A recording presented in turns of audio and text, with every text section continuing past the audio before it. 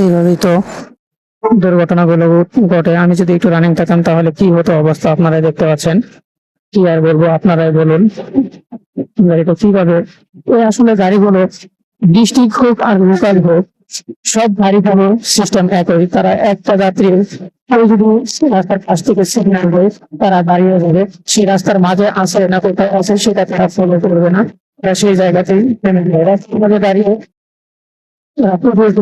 সৃষ্টি করে। আপনারা হয়তো একটা জিনিস খেয়াল করেছেন, যারা বিশেষ করে বাসে নয় মোটর সাইকেল বা বিভিন্ন ভাবে যাতায়াত করেন, তারা হয়তো দিতে থাকবেন। আমরা তো অনেক সময় দেখি যে বিশাল বড় লম্বা একটা যানজটের সিরিয়াল, সেই যানজটটা কিভাবে সৃষ্টি হয় সেটা কি আপনারা জানেন?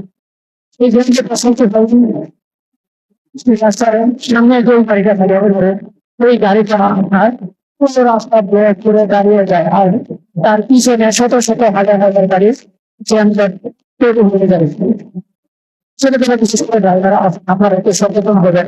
আপনারা সচেতন ভাবে যদি একটু গাড়ি ঘোড়া চালান তাহলে কিন্তু দুর্ঘটনা হয় না, আর রাস্তায় যানজট হয় না। লাগে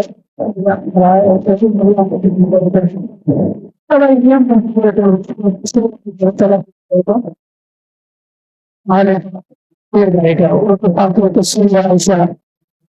এই জায়গায় দাঁড়ায় একটু অনেক স্পিডে এসে এখানে অটো প্রয়োগ করে কাছে নামাবে। তো এই জিনিসগুলো একটু যদি মেনটেন করে চলেন তাহলে কিন্তু হয়।